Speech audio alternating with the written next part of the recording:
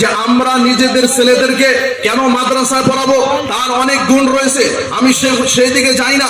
আমি শুধুমাত্র একটি কথা বলে দিতে চাই, সেটি হলো এই যে যেই ছাত্র মাদ্রাসায় পড়বে কমসে কম তার ভিতরে এতটুকু গুণ অবশ্যই আসবে, তার ভিতরে অবশ্যই এতটুকু গুণ আসবে যে আজকে যদি সারা পৃথিবীর মানুষের সামনে, আজকে যদি আমি সমাজ জামাতের মানুষের সামনে, দেশের মানুষের সামনে যদি একটি মিথ্যা কাজ করে, একটি 2 নম্বরী কাজ করে যদি মানুষের চোখে ফাঁকি দিয়ে চলে যায়, কিন্তু যেই দিন আমি আল্লাহ রাব্বুল আলামিনের সামনে দাঁড়াবো, সেই আল্লাহ রাব্বুল আলামিনকে আমি ফাঁকি দিয়ে কোনো কাজ করতে পারবো না।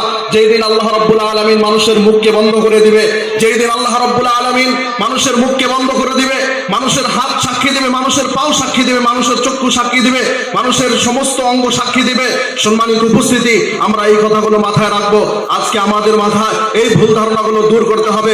সম্মানিত উপস্থিতি, আমরা এই কথাও ভালোভাবে জানি, আমরা একজ্যাক্ট বলতে না পারলেও হতে পারে আল্লাহ রাব্বুল আলামিন আমাদের এই অঞ্চলে এই মাদ্রাসা হওয়ার কারণে হতে পারে আগে অনেক সময়, আজ থেকে 20 বছর 25 বছর পূর্বে যেই বড় বড় তুফান, যে বড় বড় দাবার এসেছে, হতে পারে আল্লাহ রাব্বুল আলামিন এই মাদ্রাসার বরকতের কারণে এই সমস্ত বস্তু বালা মুসিবত আল্লাহ রাব্বুল আলামিন দূর করে দেয়। সম্মানিত উপস্থিতি, একটু চিন্তা করতে হবে আমাদেরকে। তারপরে আরেকটি কথা বলে যাই, আমরা যদি এক অ্যাঙ্গেলে দেখি, এই অ্যাঙ্গেলে নদী কতটুক সেখানে ভেঙেছে আর এখানে কতটুক ভেঙেছে, সেই অ্যাঙ্গেল দিয়ে যদি আমরা দেখি আমাদের এই সমস্ত এরিয়া নদীর মধ্যে পড়ে, আমরা বলতে পারি হতে পারে আল্লাহ রাব্বুল আলামিন এই নদীর এই মাদ্রাসার কারণে হয়তো এই নদীটাকে বাকি রেখেছে। সম্মানিত উপস্থিতি, আমি শুধু একটি কথা বলে দিতে চাই যে মাদ্রাসায় নিজের ছেলেদেরকে দিবেন, এবং শুধু মাদ্রাসার শিক্ষাই না, প্রত্যেকটি শিক্ষা শিক্ষিত হবেন। আজকে মুসলমান জাতি কেন মার খা, তার ভিতরে প্রকৃত শিক্ষার অভাব। যেই শিক্ষা আপনাকে, আমাকে, আমার সন্তানদেরকে আল্লাহ শিখায় না, নবী শিখায় না, কবর শিখায় না, রাসূল শিখায় না, কিয়ামত শিখায় না, জান্নাত শিখায় না, জাহান্নাম শিখায় না, সেটি শয়তানি শিক্ষা।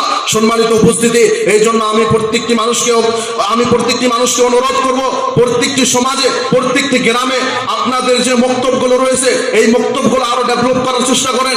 এই বক্তব্যগুলোর ভিতরে আরো ভালো ভালো শিক্ষক রাখার চেষ্টা করেন। শুধু কাজ আছে পারা নয়, সেখান থেকে যেন আরো অনেক বস্তু শিখতে পারে, এই ধরনের চেষ্টা আমাদেরকে নিতে হবে। আজকে পৃথিবীর বুকে ইহুদি জাতি তারা সব থেকে উপরে, কেন? তারা শিক্ষার পিছনে অনেক ব্যয় করে।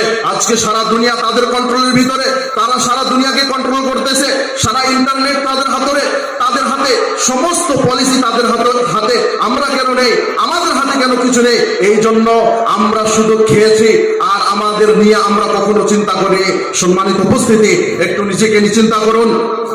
আমার আগে আরো বক্তারা অনেক হাদিস পড়েছে, তার মধ্যে একটি হাদিসে আল্লাহ রাসূল সাল্লাল্লাহু আলাইহি ওয়াসাল্লাম বলেছেন, ইদা মাতা ইবনু আদম, যখন আদম সন্তান মৃত্যুবরণ করে, ইনকাতা আনহু আমালুহু, তার সমস্ত আমলের দরজা বন্ধ হয়ে যায়, ইল্লা মিন সালাতিন, শুধুমাত্র 3টি আমলের দরজা বাকি থাকে।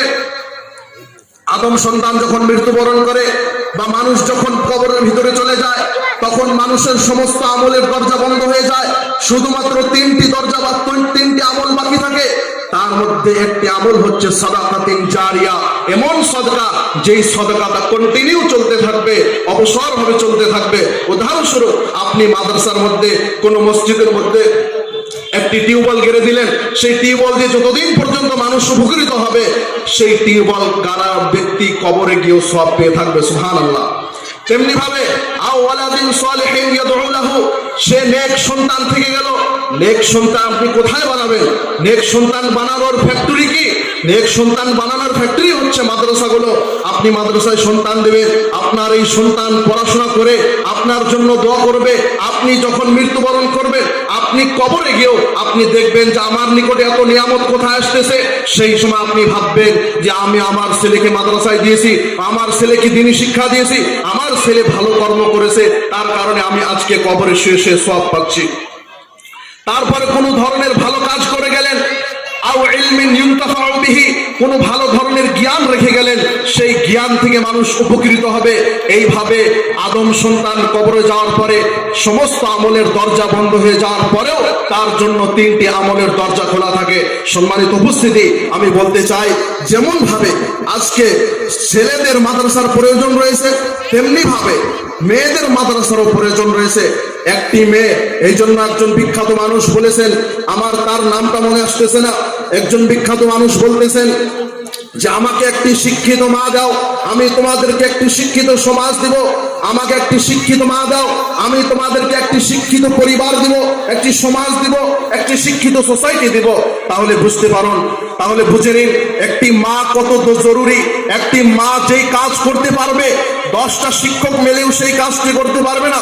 তাহলে বোঝা গেল আজকে যে মা হয়েছে সেও তো একদিন ছোট মেয়ে ছিল। সেই মেয়েকে যদি ছোট্ট অবস্থায় তাকে যদি কোরআন এবং হাদিসের আমানতদারিতার শিক্ষা দেওয়া হতো, তাহলে নিশ্চয় সেই মা তার সন্তানগুলোকে যত দুঃখ কষ্ট করেই হোক না কেন তাদের সন্তানদেরকে মানুষ করতো। এই জন্য এই বস্তুগুলো দেখবেন যে বাবা যদি শিক্ষিত থাকে, এটা জরুরি না যে বাবা তার সন্তানকে ভালো লাইনে উঠাতে পারবে। বাবা যদি শিক্ষিত থাকে, আবার বলতেছি কথাটা, বাবা শিক্ষিত থাকলে এটা জরুরি না যে তার সন্তানগুলো শিক্ষিত থাকবে বা হবে। কিন্তু মা যদি শিক্ষিত হয়, কোনো প্রকারই হোক, যে কোনো প্রকারই হোক, তার সন্তানদের জন্য নিজের পেট কেটাই হলেও তাদের জন্য কিছু করবে। তো সম্মানিত উপস্থিতি, কথা অনেক সংকীর্ণ সময়, অনেক কথা মাথায় আসে না। আমি শুধু এই কথাটা বলতে চাই যে মাদ্রাসার শিক্ষার অনেক গুরুত্ব রয়েছে। আমরা মাদ্রাসার ছাত্রদেরকে যেই নজরে দেখি, এই নজরে দেখা বন্ধ করি এবং প্রত্যেকটি মানুষ ইসলামী জ্ঞান অর্জন করার চেষ্টা করি। শুধু এটি আমরা ভাবি না যে আমাদের সন্তানদেরকে আমরা মাদ্রাসায় দিয়ে দিব, তারা শুধু শিখবে, এটি নয়, বরং আমাদেরকেও এতটুকু জ্ঞান অর্জন করতে হবে যতটুকু জ্ঞান দিয়ে ওযু, গোসল, ঈমান, আমল, আকীদা, কবর, জান্নাত, জাহান্নাম, কমসে কম এতটুকু জ্ঞান অর্জন করা প্রত্যেকটি মানুষের উপর ফরজ। আল্লাহ রাব্বুল আলামিন যেন আমাদের এই সমস্ত কথার উপর আমল করার তৌফিক দান করেন, আমিন।